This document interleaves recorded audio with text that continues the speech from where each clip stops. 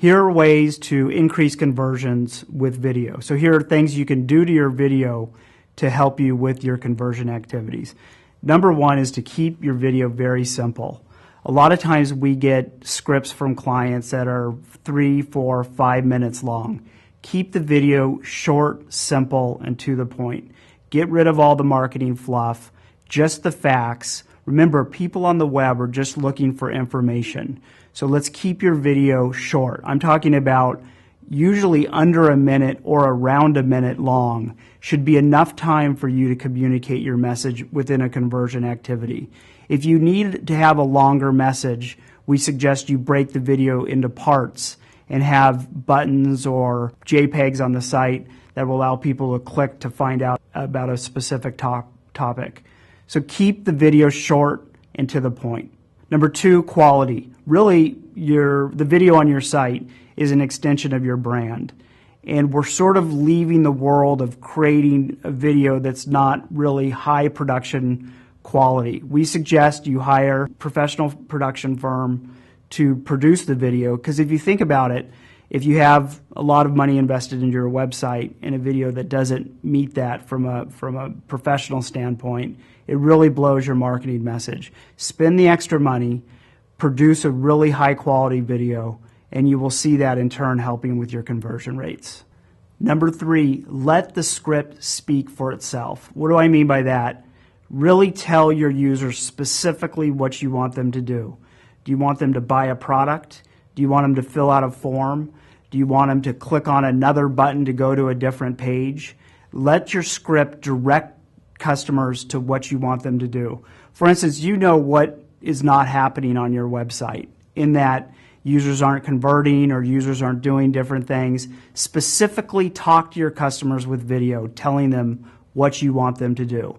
For instance, we have a client in the financial services industry, a credit card company, and their conversions were not happening because people weren't filling out the Social Security number in the form.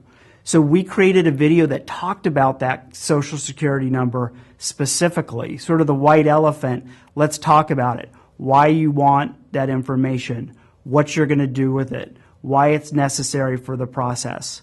We find if the video talks about that specific information, people are more likely to fill out that piece of info on the lead form because they're not in fear of what is going to happen or not going to happen. So let your script specifically direct what you want your customers to do on your website.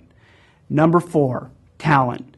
Really, which is really interesting, is we find that talent converts differently. So we'll A/B test talent against each other. For instance, a 20-year-old female and pit them against a older gentleman. And we will A/B test those two landing pages to see which one converts better. And 9 times out of 10, the amazing thing is there's always a clear winner if we A/B test the talent. So all talent is not equal in that some products will convert better with specific talent. So really think about the talent that you're putting on your page and if that talent actually communicates directly with your customers. If you get the right fit with your talent, you will see an increase in conversions. The problem is before you go into production, you don't necessarily know what talent will work. The only way to really tell is to A/B test the talent against each other. Look how conversions differ using the different talent. Find a winner and use that winner for your ongoing marketing needs using video. Number 5, think about delivery.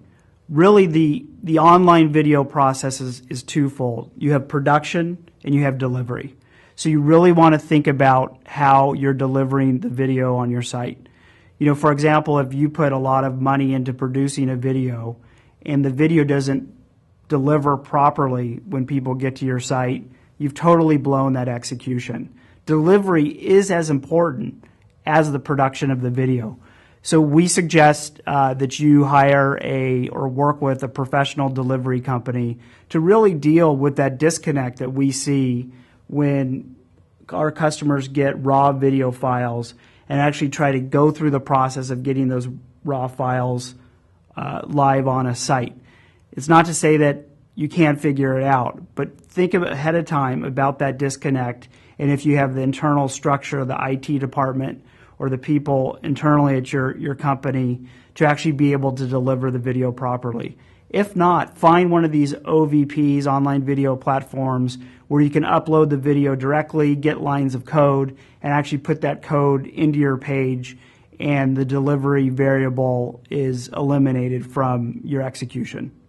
Number 6 is analytics. You can learn a lot by seeing how your users interact with video or with your video. So think about the click-through rate, the video completion rate. Video completion rate is how many times someone watches your video to the last frame.